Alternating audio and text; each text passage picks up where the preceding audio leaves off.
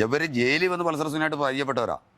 ഞാൻ ചെയ്തതാണ്, എൻ്റെ കൈ കൊണ്ടാണ് പറ്റിയത്, ദൈവത്തെ കഴിഞ്ഞ് എന്നെ ശിക്ഷിക്കണം, ജീവപര്യന്തവും തൂക്കാനും വിധിക്കല്ലേ, എൻ്റെ തെറ്റ് മനസ്സിലാക്കി ജീവിക്കാൻ എനിക്ക് ചെറിയ ശിക്ഷ തരണമെന്ന് പറഞ്ഞു. നമസ്കാരം. നടിയെ ആക്രമിച്ച കേസിൻ്റെ വിധി വന്നു, ഒരാഴ്ച കഴിഞ്ഞു. ഇപ്പോഴും അത് സംബന്ധിച്ചുള്ള വാഗ്വാദങ്ങളും മറ്റും സമൂഹ മാധ്യമങ്ങളിൽ ഉൾപ്പെടെ നടന്നുകൊണ്ടിരിക്കുകയാണ്. ഇപ്പോൾ നമ്മളോടൊപ്പമുള്ളത് ശ്രീ നാസറാണ്. നാസർ, ഈ പൾസർ സുനി കേസുമായി ബന്ധപ്പെട്ട് 2017 കാക്കനാട് സബ് ജയിലിലേക്ക് പൾസർ സുനി ചെല്ലുമ്പോൾ നാസറും അവിടെയുണ്ട്. അന്ന് നടന്ന ചില കാര്യങ്ങൾ നാസറിന് പറയാനുണ്ട്. നമസ്കാരം. ഇത് 2017 സംഭവം അല്ലേ?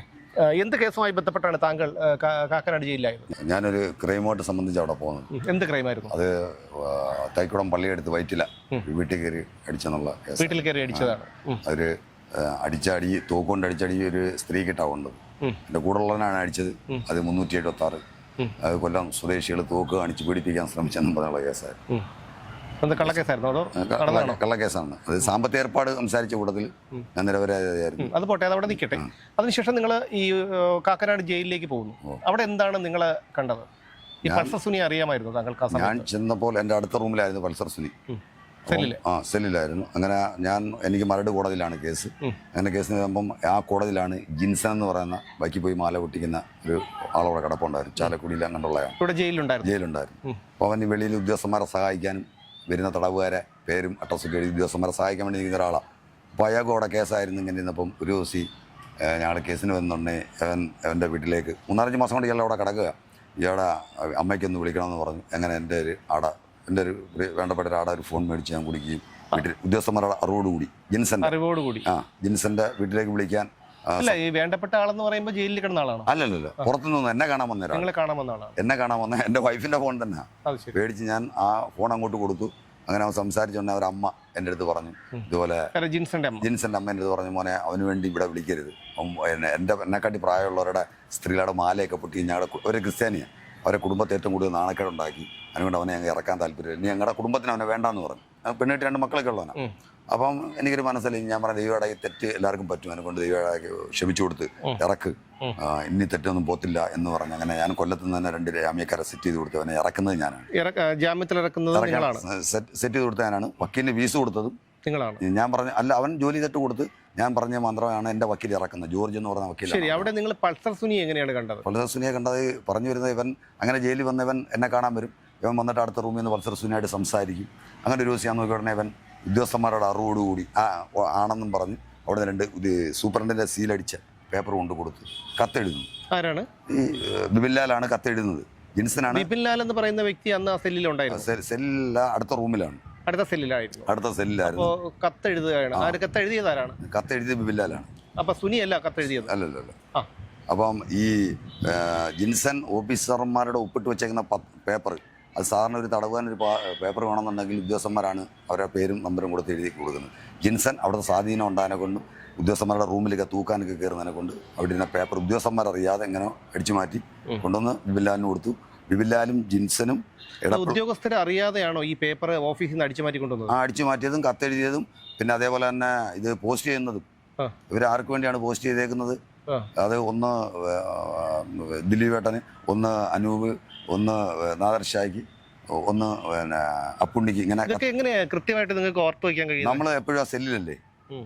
ഞാൻ കിച്ചണിൽ എന്തെങ്കിലും പണിക്ക് ഇറങ്ങുന്ന ഉടനെ ഇറങ്ങിയിട്ട് തന്നെ കൊണ്ടുവന്ന് കയറുന്നുണ്ടെങ്കിൽ എന്നാ വലിയ തമിഷയോ അല്ലെങ്കിൽ നമുക്ക് വലിയ ടീമൊന്നും അതിനകത്തില്ല. അപ്പോൾ ഞാൻ എൻ്റെ സെല്ലിൻ്റെ ഭാഗം ഒന്ന് ഇങ്ങനെ വെള്ളം കുടിക്കാനോ അല്ലെങ്കിൽ എന്തെങ്കിലുമൊക്കെ കാര്യങ്ങൾ നോക്കാൻ വേണ്ടി വരുന്ന ഉടനെ ഞാൻ ബൈബിൾ വായിക്കുന്ന ഒരാളാണ്. അങ്ങനെ ഇടയ്ക്കിടയ്ക്ക് ഒന്ന് ഇങ്ങനെ അവിടെ റൂമിലിരിക്കുമ്പോൾ ഇവരൊന്ന് പറഞ്ഞു കൊടുത്ത് അങ്ങനെ അവനെ പ്രഷ് കയറ്റുന്ന കാണാം എപ്പോഴും. പൾസർ സുനിയെ അങ്ങനെയാണ് പൾസർ സുനി ഇവരുടെ ആ പ്രേരണയ്ക്ക് അല്ലെങ്കിൽ ഉദ്ദേശത്തിന് തയ്യാറായിക്കൊണ്ട് പൾസർ സുനിയെ കൊണ്ട് അതായത് നിർബന്ധിച്ചും പ്രലോഭിപ്പിച്ചും കത്തെഴുതിച്ചത് ബിബിൻലാലാണ്.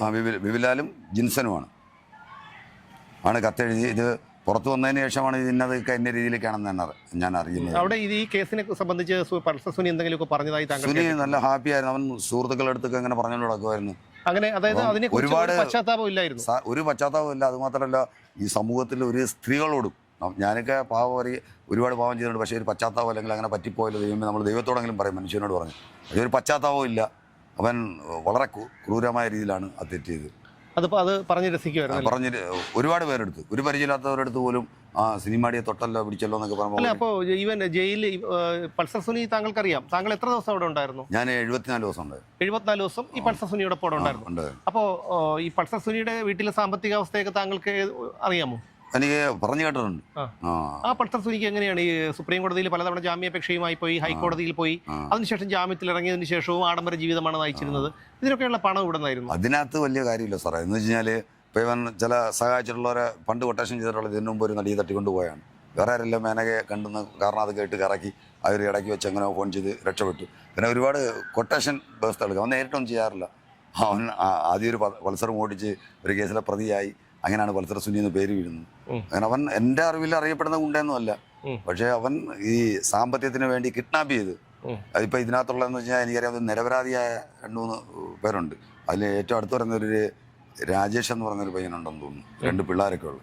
അവരെ ഈ മിക്ക അവൻ്റെ കൂടെ പോയേക്കുന്ന കാര്യം അറിയില്ലായിരുന്നു. കാര്യം അറിയുന്ന മാത്രമല്ല, അവരുടെ അടുത്ത് പറഞ്ഞതെന്ന് വെച്ചാൽ അവർ ഈ ഒരു ബിയറിൻ്റെ പുറത്തോ അല്ലെങ്കിൽ ഒരു നല്ല ഫുഡിൻ്റെ പുറത്തൊക്കെ പോയല്ലാതെ പിന്നെ അവർ അടുത്ത് പറഞ്ഞത് ഒരുത്തനെ നമുക്ക് ചുമക്കണം, ഒരുത്തനെ എടുക്കാനുണ്ട് എന്നും പറഞ്ഞ് അവരെ വിളിച്ചുകൊണ്ട് വന്നത്. ഈ ഒരു വിഷയം ഉണ്ടായി കാറി കയറി ഇങ്ങനെയൊക്കെ പ്രശ്നമായപ്പോഴാണ് ഈ നടിയാണെന്ന് പോലും അവർ അറിയുന്നത്. കൂട്ടുള്ളവരൊക്കെ നിരപരാധികളാണ്. എൻ്റെ അഭിപ്രായത്തിൽ വെറുതെ 20 കൊല്ലം ഒന്നും അല്ല. കാരണം 8-7.5 കൊല്ലം കിടന്നു. ഇനിയിപ്പോൾ എൻ്റെ കിടക്കണ്ട, 12 കൊല്ലം കിടക്കണ്ട. അതിൻ്റെ റിവിഷൻ ഉണ്ട് ജയിലിൽ. അത് ശനിയാഴ്ച ഈ സെക്കൻഡ് സാറ്റർഡേ, ബക്രീദ്, ഓണം, പെരുന്നാൾ, ഇങ്ങനെയൊക്കെ ദീപാവലി, ഇതിനൊക്കെ ഇളവുണ്ട്. അങ്ങനെ 12 കൊല്ലം എങ്ങനെയൊക്കെ ആയാലും ഒരു 9 കൊല്ലം കിടന്നാൽ മതി റിവിഷൻ പോയാൽ. ഇറങ്ങി വരാം, ഇളവ് കയറും. പിന്നെ ഇതിന് ജാമ്യം കിട്ടും സാറേ. പിന്നെ സുപ്രീം കോടതി ഇപ്പോൾ ഇവൻ ഇങ്ങനെ കാർ എടുത്തിട്ട് കറങ്ങുന്ന വിലച്ച് നടക്കുന്നില്ലേ, ഇതിന് 2 ജാമ്യക്കാരും പിന്നെ ഇതുണ്ടെങ്കിൽ ഇവന് വർഷം പറഞ്ഞ് ചെയ്യാൻ ജാമ്യം കിട്ടി. 20 കൊല്ലം അല്ല ഉള്ളു, അതിൽ 7.5 കൊല്ലം കഴിഞ്ഞു. അതിനകത്ത് ദൈവമാക്കി നമ്മുടെ നിയമപീഠത്തിൽ പരോളല്ല ജാമ്യം കിട്ടും. ഇത് നമ്മൾ കോടതിയെ ബഹുമാനിക്കുന്നതാണ്. കോടതി ഞാൻ എൻ്റെ കയ്യിൽ നിന്ന് തെറ്റുപറ്റിയ ഞാൻ കയറി കുറ്റമായിട്ട് എൻ്റെ കൂട്ടുകാരെ എൻ്റെ കയ്യിൽ നിന്ന് പറ്റിയല്ലോ ദൈവമേന്ന് ആ പശ്ചാത്തലം ഉണ്ടാനെ കൊണ്ട് ഞാൻ കുറ്റവയ്ക്കുകയും ഒരു 3 നോട്ടുമാണ് കൊലപാതക കേസ് എൻ്റെ കയ്യിൽ നിന്ന് 1996 ശാസ്താംകോട്ട എന്ന് പറഞ്ഞ ICC വെച്ചൊരു കൊല അടക്കി. കൂട്ടുകാരുള്ള വിഷയത്തില്ല, കൂട്ടുകാരെ വല്യവാനോ വേണ്ടി പിടിച്ചു പറിക്കാനോ മറ്റ് ഈഗോയ്ക്ക് വേണ്ടിയില്ല, കൂട്ടുകാരെ മുന്നിൽ വല്യാൻ വേണ്ടി ചെറിയ ഒരു വിഷയങ്ങൾ ഒരു പയ്യൻ മരിക്കാനിടയായി. അത് എനിക്ക് അത് ചെയ്തു എൻ്റെ കയ്യിൽ നിന്ന് പറ്റിയല്ലോ എന്ന് ഓർത്ത് ദൈവത്തെ ഓർത്ത് ഞാൻ 2000 വിധിയായിരുന്നു കോടതി കയറി കുറ്റമേറ്റ് എന്നെ കോടതി 5 കൊല്ലം ശിക്ഷിച്ചു. 5 കൊല്ലം ശിക്ഷിച്ചു. ഞാൻ എൻ്റെ കൂട്ടുകാരെയൊക്കെ വെറുതെ വിട്ടു. എന്നിട്ട് ഞാൻ ജയിലിൽ വന്ന് 2058 ദിവസം കിടന്നിട്ട് ഞാൻ അപ്പീൽ ജാമ്യത്തിൽ ഇറങ്ങി കഴിഞ്ഞപ്പോൾ അത് പോലീസ് അപ്പീൽ 2003 ജീവപര്യന്തമാക്കി തന്നു ഹൈക്കോടതി. എനിക്ക് മാത്രം. താങ്കൾ ഒരു മുസൽമാനാണല്ലോ, എങ്ങനെ താങ്കൾ ഇപ്പോൾ ബൈബിളിനെ കുറിച്ച് പറഞ്ഞു, എങ്ങനെയാണ് താങ്കൾ ഒരു ബൈബിളിനെ കുറിച്ച്? ഞാൻ ജയിലിൽ വെച്ചാണ് സാറേ കർത്താവിനെ അറിയുന്നത് തന്നെ. കാരണം പാവമോചനം അദ്ദേഹത്തിലേ ഉള്ളൂ. പിന്നെ നമ്മൾ വർഗീയത ഒന്നും വളർത്തുന്നില്ല. ഇപ്പോൾ ഈ താങ്കൾ വർഗീയവാദിയാണ്, താങ്കൾ സ്വാധീനിക്കാൻ ശ്രമിച്ചു എന്നൊക്കെയാണ് ജിൻസൺ ഏതോ മാധ്യമത്തിൽ പറഞ്ഞത് കേട്ടത്. എന്താണ് അതിന്റെ? അല്ല, ഞാനത് ജിൻസൻ്റെ അടുത്ത് എനിക്ക് ഈ കേസിൻ്റെ പേരും പറഞ്ഞില്ലെങ്കിൽ ഇന്ന ആളെ രക്ഷിക്ക് ഇന്ന തരാമെന്ന് ആരും എൻ്റെ അടുത്ത് പറഞ്ഞിട്ടില്ല. ഇതിൻ്റെ പേരും പറഞ്ഞ ചായ ആരും മേടിച്ചു തന്നിട്ട്. ദിലീപിനെ പരിചയമുണ്ടോ? ദിലീപിനെ പരിചയമില്ല. അദ്ദേഹത്തിൻ്റെ എൻ്റെ അറിവിൽ ഞാൻ സിനിമ ലൊക്കേഷനും കൊച്ചു സീരിയലിലേക്ക് ഡൂപ്പാട്ടൊക്കെ അഭിനയിക്കാൻ പോകാറുണ്ട് ഇപ്പോൾ. അപ്പോൾ അദ്ദേഹത്തിനെ പറ്റി കേട്ടേക്കുന്നതെന്ന് വെച്ച് കഴിഞ്ഞാൽ അദ്ദേഹം ഈ കേസ് ജയിലിൽ കിടക്കുമ്പോൾ തന്നെ ഒരു 9 ലക്ഷം രൂപ വയനാട്ടുള്ള ആത്മഹത്യ വക്കീലിൽ നിന്ന് ലോൺ അടയ്ക്കാൻ കൊടുത്തു. അതേപോലെ അനേക പാവപ്പെട്ട കുഞ്ഞുങ്ങളെ കെട്ടിക്കാനും രോഗിയാർക്ക്, അതുപോലെ വീൽ ചെയറിൽ പോകുന്നവർക്ക് വീൽ ചെയർ, ഇങ്ങനെ സഹായങ്ങൾ ചെയ്യാറുണ്ട്. വ്യക്തിപരമായിട്ടൊന്നും അറിയില്ലല്ലോ ദിലീപിനെ? ഒന്നും അറിയത്തില്ല നമുക്ക്. താങ്കൾ പണം വാഗ്ദാനം ചെയ്തതായിട്ട് ജിൻസൺ പറയുന്നത് ഇല്ല. ഞാൻ ജിൻസൻ്റെ അടുത്ത് പറഞ്ഞതെന്ന് വെച്ച് കഴിഞ്ഞാൽ ജിൻസ ഇങ്ങനെ മറ്റുള്ളവരൊരു ഗുണമില്ലാതെ ഒരാദായം ഇല്ലാത്തവരെ സഹായിക്കുന്ന ഒരാളാണ് അദ്ദേഹത്തിൻ്റെ പേരൊക്കെ പിടിച്ചിനകത്ത് വലിച്ചഴക്കായിരുന്നാൽ നാളെ കാലത്ത് നമ്മളെ സമൂഹം വെറുക്കുന്നവരാണെന്ന് ചെന്ന് നമുക്ക് എന്തെങ്കിലും ചെയ്യണമെന്ന് പറഞ്ഞാൽ എന്തെങ്കിലും കിട്ടുമോ? അങ്ങനെ അവൻ എൻ്റെ അടുത്ത് ഇങ്ങോട്ട് ചോദിക്കും. അവൻ ഇട്ട് പിടിക്കാനോ റെക്കോർഡ് ചെയ്യാനോന്ന് എനിക്കറിയത്തില്ല. നമുക്ക് ആ വക്രബുദ്ധിയൊന്നും ഇല്ല. പക്ഷെ അവൻ റെക്കോർഡ് ചെയ്യുമായിരുന്നു. അവൻ എന്നെ അടുത്ത് പറഞ്ഞ് എന്തോ കിട്ടുവെക്കാന്ന് ചോദിച്ചപ്പോൾ ഞാൻ പറഞ്ഞു 5 സെന്റ് വസ്തുവും ഒരു വീടും കിട്ടിയാൽ കഴിക്കുമെന്ന് ചോദിച്ചു. ഇയാൾക്കും കിട്ടും എനിക്കും കിട്ടുമെന്ന് ഞാൻ പറഞ്ഞത് തന്നെയാണ്. അല്ലാതെ ഇന്ന നടൻ പറഞ്ഞെന്നോ നടൻ്റെ മിത്രങ്ങൾ പറഞ്ഞെന്നോ വക്കീൽ പറഞ്ഞെന്നോ ഒന്നും ഞാൻ പറഞ്ഞില്ല. അപ്പം അവൻ പറഞ്ഞ് രാംപിള്ള സാറ് പറഞ്ഞു ഒന്ന് ഇങ്ങോട്ട് എടുത്ത് ചോദിച്ചു. എന്നിട്ടൊന്നും എനിക്ക് കത്തില്ല. ഞാൻ പറഞ്ഞു ഇതിൻ്റെ പേരും പറഞ്ഞ് ആരും വിളിച്ചിട്ടില്ല. പിന്നെ ഇയാൾക്ക് നാളെ ഈ പാവപ്പെട്ടവരെ ഒരു സഹായം ഇല്ലാത്തവരെ സഹായിക്കുന്ന ആളിൻ്റെ അടുത്ത് നിന്ന് നമ്മളൊരു കാര്യം പറയാൻ പോകും. ഞാൻ ജിൻസനൊക്കെ ഇവനെ നല്ലോണം അടുത്തറിയാം. ചെന്ന് പറയാം ചേട്ടനെ പറ്റി ഇങ്ങനെയൊക്കെ പറഞ്ഞ് എന്ന് പറഞ്ഞ് പശ്ചാത്താപ ഗൃഹത്തോടെ പറയാൻ സഹായിക്കാതിരിക്കുമോ, ഒരു നിരപരാധിയെ കൂശി കയറ്റല്ലേ എന്നൊക്കെ ഞാൻ പറഞ്ഞു. ഇപ്പം എനിക്ക് ഏറ്റവും കൂടുതൽ ദേഷ്യമായാലും ദൈവടാക്കി ഇന്ന് ഞാൻ മെനക്കെട്ട് ഇവിടെ വരാൻ കാര്യം എന്ന് വെച്ച് കഴിഞ്ഞാൽ സംഭവങ്ങൾ തേഞ്ഞു മാഞ്ഞ് അനേകർക്കും ബഹുമാനപ്പെട്ട കോടതിക്കും പ്രതികളെന്ന് ആരോപണപ്പെടുന്ന കക്ഷികൾ നിരപരാധിയാൻ തോന്നുമ്പം ബൈക്ക് പോയി മാല പൊട്ടിക്കുന്നവന്മാർക്കും അല്ലെങ്കിൽ ചാനലിൽ വന്നിരുന്നില്ല താടി വളർത്തില്ല കൊട്ടാരക്കര പോലുള്ള ഓന്താക്കിയൊന്നും യവന്മാർക്കാണ് ദിലീപിനെ അങ്ങ് ശിക്ഷിക്കണം പറഞ്ഞ് നടക്കുന്നത്. അവൻ്റെയൊക്കെ കുഞ്ഞമ്മയെ കയറി പിടിച്ചു അയാൾ, അല്ലെങ്കിൽ അവന്മാരുടെ ഒക്കെ എല്ലാം നശിപ്പിച്ചു. അല്ല, ഞാൻ ചോദിക്കുന്നതല്ല, ഒരാളെ കോടതി മാപ്പ് കൊടുത്തു അല്ലെങ്കിൽ അയാൾക്ക് ഒരു കോടതി തെളിവുകളുടെ ഭാഗത്തിൽ വിട്ടയച്ചു, അയാളെ വീണ്ടും ശിക്ഷിക്കണം എന്ന് പറഞ്ഞാൽ ഇവരാരെങ്കിലും നല്ലവരാണ്? ഓപ്പണായിട്ട് നമുക്ക് പറയാനുള്ള ഈ ദിലീപിനെ ശിക്ഷിക്കണം എന്ന് പറയാൻ നടിമാരല്ലവരാണ്. അപ്പോൾ ആരെപ്പറ്റിയും ആരും നല്ല അഭിപ്രായം പറയത്തില്ല. പറയൂ ഇല്ല. പ്രധാനമന്ത്രിയെ പറ്റി പറയുന്നത്. അപ്പൊ യഥാർത്ഥത്തിൽ നമ്മുടെ പ്രധാന വിഷയം എന്ന് പറയുമ്പോൾ താങ്കൾ ജയിലിൽ കിടന്നപ്പോ ഈ കത്ത് എഴുതിയത് വിപിൻ ലാലാണ്.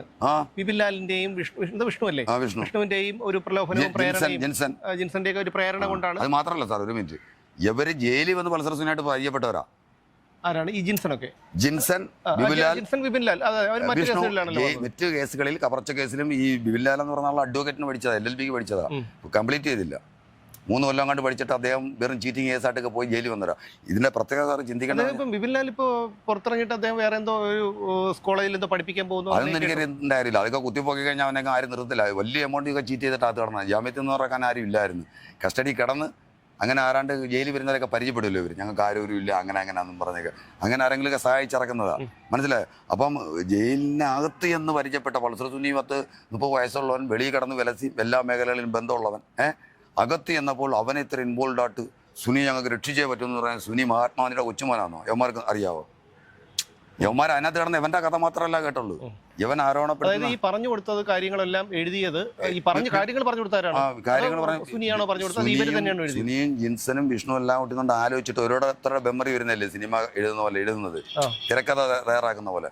ബിബിലാൽ LLB പഠിച്ചവനാനെ കൊണ്ടും അവന് അതിന്റെ നല്ല ആർട്ടിറ്റിങ് അറിയാവുന്നതിനെ കൊണ്ടൊക്കെയാണ്. അല്ലെങ്കിൽ നിയമപരമായിട്ടല്ലല്ലോ സാറേ ഇത്. അതായത് കൈയക്ഷരം എഴുതിയത് വിപിൻ ലാൽ ആയതുകൊണ്ട് തന്നെ കൈയക്ഷരവും വിപിൻ ലാലിന്റെ ആണല്ലോ. ആണ് അവന്റെ തലയിലും വരുന്നുണ്ടല്ലോ. ഇവര് പറഞ്ഞു കൊടുക്കുന്ന പോരാങ്കിൽ അത് അങ്ങനല്ല ഇങ്ങനെയാണെന്ന് പറഞ്ഞു കൊടുക്കാൻ ഇവർക്ക് വിദ്യാഭ്യാസം ഉണ്ടല്ലോ, നമ്മളെ പോലല്ലോ. അപ്പം ഞാനിതേ പറയുന്നുള്ളൂ, ദൈവമാക്കി വെറുതെ വിട്ടുവരെ വിട്ടു, പിന്നെ ഇതിനകത്ത് അനക്കേണ്ട കാര്യമില്ല. പിന്നെ രണ്ടാമത്തെ കാര്യം എന്ന് വെച്ച് കഴിഞ്ഞാൽ, എങ്കിലും ഈ പറയുന്ന മേഡത്തെ കുറിച്ച് ഇതുവരെ പുറത്തു വന്നിട്ടില്ല. ഇതിന്റെ യഥാർത്ഥ ഗൂഢാലോചന നടത്തിയത് ആരാണെന്ന് പുറത്തു വന്നിട്ടില്ല. അതൊക്കെ പുറത്ത് വരേണ്ടത്. ഇതിനകത്ത് ഏറ്റവും വലിയ സത്യം എന്ന് പറഞ്ഞാൽ, പ്രകൃതിയിലായാലും ദൈവം പ്രവർത്തിക്കും, ഉണർന്ന് പ്രവർത്തിക്കും. എന്താ അറിയാമോ? 5 കൊല്ലം വീട്ടിൽ കയറി നടന്ന് അടുക്കളയെല്ലാം ചുറ്റുപാടും അവിടെ ഈ ആരോപണപ്പെട്ട നടൻ എന്താ കഴിക്കുന്ന ഫുഡ് ഉൾപ്പെടെ അറിഞ്ഞിട്ട് ലാസ്റ്റ് കൊണ്ടുവന്ന് അയാളുടെ പടത്തിൽ അഭിനയിക്കാത്തതിനെ കൊണ്ട് ഇല്ലാത്ത കുരുക്കളൊക്കെ ഉണ്ടാക്കിയിട്ട് അയാൾ മാറ്റപ്പെട്ടു പോയോ ഇല്ലയോ? ബലേന്ദ്രകുമാർ അല്ലേ? സംശയം ഉണ്ടാ കാര്യത്തിൽ അയാളുടെ പേര് തന്നെ ഞാൻ പറഞ്ഞത്. ഞാൻ സാത്താനെന്ന് വിളിച്ചായിരുന്നു അയാളെ കഴിഞ്ഞ പ്രാവശ്യം ഞാൻ ഒന്ന് പറഞ്ഞപ്പോൾ പറഞ്ഞില്ലേ? കാരണം ദൈവത്തിന് അറിഞ്ഞുകൂടാ. അപ്പം ചിലർ പറയും കാലനെ പെട്ടെന്ന് പന പോലെ വളർത്തും. അതൊക്കെ പണ്ടായിരുന്നു. ഇപ്പൊ ദൈവം കമ്പ്യൂട്ടർ മേടിച്ച് വെച്ചേക്കുക. മനസ്സിലാവുന്നുണ്ടോ? അപ്പം ആര് നിലനിൽക്കുന്നു? അയാൾ ചിന്തിച്ച വലിയ ശാപം ദിലീപ് ചെയ്യാതിരിക്കാം, അത് അയാളുടെ കാര്യം. നമ്മൾ ഈ അനക്കുന്ന എന്തിനാ? ഈ പറയുന്നത് ഞാൻ നല്ലവനാണോ? ജിൻസൺ നല്ലവനാണോ? ഒരു നല്ലൊരു മനുഷ്യൻ, ഒരു പെറ്റി കേസില്ലാതെ ഒരു റൂമിനെ ചവിട്ടി കൊല്ലാത്ത എന്ന് പറയാം ദിലീപ് ചെയ്തതാ, തൂക്കാൻ പിടിക്കണം, അന്തസ്സാ, നമ്മൾ അംഗീകരിച്ചു കൊടുക്കുക. അയാൾ പറഞ്ഞ ഇത് 34 മണിക്കൂറും ബൈക്കും ഓടിച്ച് എടപ്പള്ളിയിൽ എടപ്പള്ളി കവലയെ മൊത്തം വെള്ളം അടിച്ചും ഇജടൊരു ഈ സംഭവം നടന്ന ദിലീപൻ 2018 തോന്നുന്നു. ഒരു SI കുത്തി വിഷ്ണു ഉണ്ട്. ജിൻസൺ നിരപരാധിയാരുടെ മാലയെ പൊട്ടിക്കുന്നത്. സാർ കൊല്ലം തിരക്കി നോക്കും. ഞാൻ ആരെയും മാല ജയിലിൽ നിന്ന് ജാമ്യത്തിൽ ഇറങ്ങിയ ശേഷം പല കേസുകളിലും പെട്ടല്ലോ.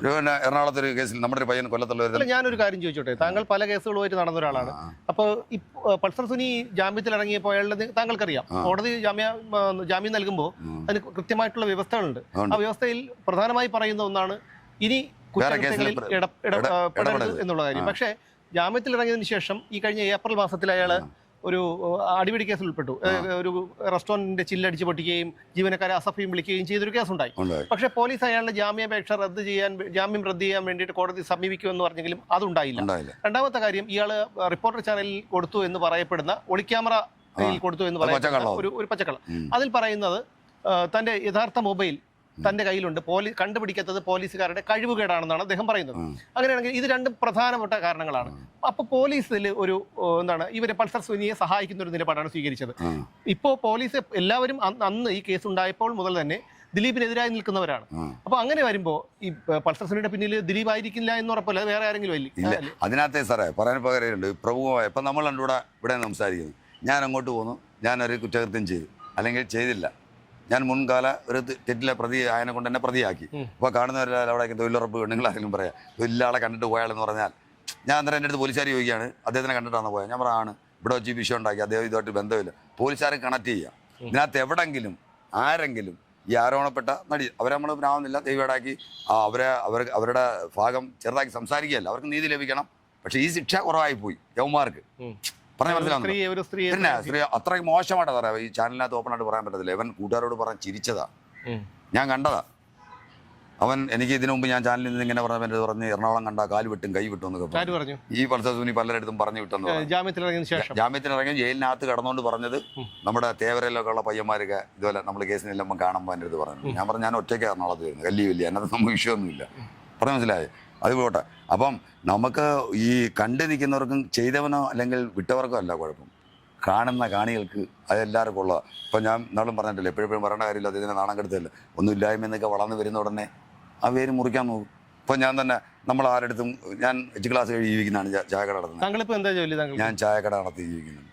പിന്നെ ആക്സിഡൻറ്റ് പറ്റുന്ന കേസുകളൊക്കെ പോയി പിടിക്കുക, MST അത് നല്ല വക്കീലന്മാർ കൊണ്ടു കൊടുക്കുമ്പം കമ്മീഷൻ എന്തെങ്കിലും അരി മേടിക്കാൻ കിട്ടും. അങ്ങനെ കഴിഞ്ഞു കൂടി പോകുന്നു ദൈവടാക്കി. പിന്നെ നമുക്ക് ഒരാളടുത്ത് വായ്പയ്ക്ക് പോകുന്നത് ഇഷ്ടമല്ല, ഒരാളെ കൊണ്ടൊരു ചായ കുടിച്ചിട്ട് ആളെ കൊണ്ട് കാശ് കുടിക്കുന്നത് ഇഷ്ടമല്ല. കൊടുക്കാൻ അറുതുള്ള പെട്ട് കൊടുക്കും. നാളെ നമ്മളെ തിരിഞ്ഞ് നീത്ത വിളിക്കുന്ന അതെ മേടിച്ച് കുടിക്കത്തില്ല. ആരുടെ ആവശ്യമില്ല, വഴക്കിന് പോകത്തില്ല. വഴക്കിന് പോകാനാണ് ഇപ്പം എൻ്റെ 3 കൊല്ലം ചെയ്യേണ്ട സമയം കഴിഞ്ഞു. ഒത്തിരി പേര് മാനസികമായിട്ടും അല്ലാതൊക്കെ ദ്രോഹിച്ചിട്ടുണ്ട്. അപ്പോൾ ദൈവത്തോട് ഇവന്മാരൊന്നും ഒന്നുമല്ല. ശരി. അപ്പോൾ എന്തായിരുന്നാലും ഈ ഒരു കേസിൽ എന്തെങ്കിലും ഒരു യാഥാർത്ഥ്യം എന്തെങ്കിലും പുറത്തു വരുമെന്ന് തന്നെ നമുക്ക് തീർച്ചയായിട്ടും. അതിനകത്ത് നിരപരാധിയെ പിടിച്ച് ക്രൂശിക്കരുത്. ഒത്തിരി പേര് പൂജപ്പുര സെൻട്രലിൽ കിടപ്പുണ്ട്, കള്ളസാക്ഷികൾ പറഞ്ഞു. ഒത്തിരി പേര് ബ്യൂർ സെൻട്രലിൽ കിടപ്പുണ്ട്, കള്ളസാക്ഷി പറഞ്ഞു. മനസ്സിലേ? അപ്പം തെറ്റ് ചെയ്യുന്നവന് ശിക്ഷ കൊടുക്കണം.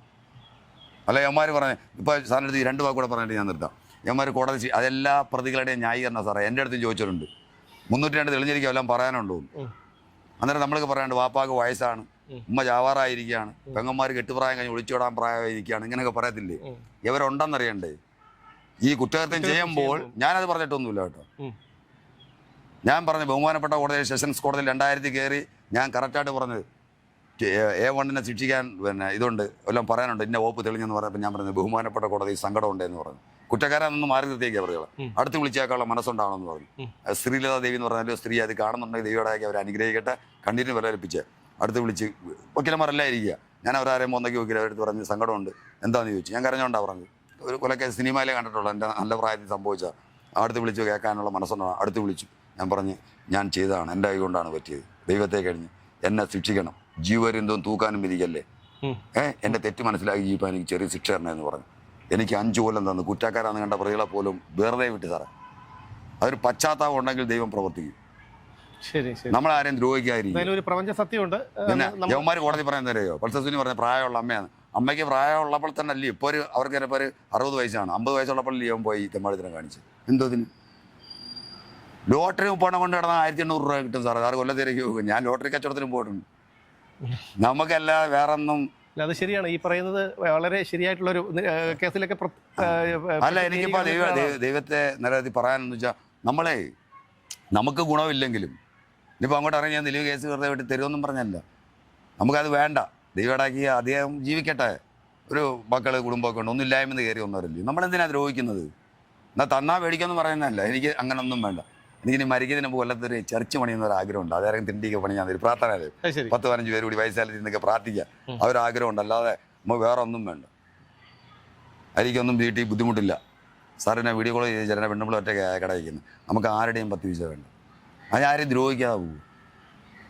അവനൊക്കെ എന്തോത്തിന് താപ്പോട്ട് വിട്ട ശ്വാസം തിരിച്ചു വിടിയില്ല ജഡവാ. ഈ വൈരാഗ്യം എന്താകുകയും ഇനി വീണ്ടും അനക്കിക്കൊണ്ടൊന്നും വേറെ ഓരോരുത്തർ അവർക്ക് ജീവിക്കാൻ അർഹതപ്പെട്ടവരെ ജീവിക്കാൻ വിടണം. അപ്പോൾ ഈ കേസുമായി ബന്ധപ്പെട്ട് ഇപ്പോഴും നിരവധി ചോദ്യങ്ങളുണ്ട്. ആരാണ് യഥാർത്ഥ മേഡം?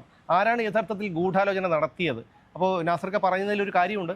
ഈ കത്തെഴുതിയത് ഈ വിപിൻ ലാലിൻ്റെയും വിഷ്ണുവിൻ്റെയും പ്രേരണയിൽ ആണ് പൾസർ സുനി പറഞ്ഞു കൊടുത്ത് വിപിൻ ലാലാണ് കത്ത് എഴുതിയത് എന്നാണ് പറയപ്പെടുന്നത്. അദ്ദേഹം നേരിട്ട് കണ്ടെന്നും അദ്ദേഹം അവകാശപ്പെടുന്നുണ്ട്. എന്തായാലും പ്രപഞ്ചത്തിനൊരു സത്യമുണ്ട്. ആ സത്യം എന്നായാലും വെളിപ്പെടുക തന്നെ ചെയ്യും.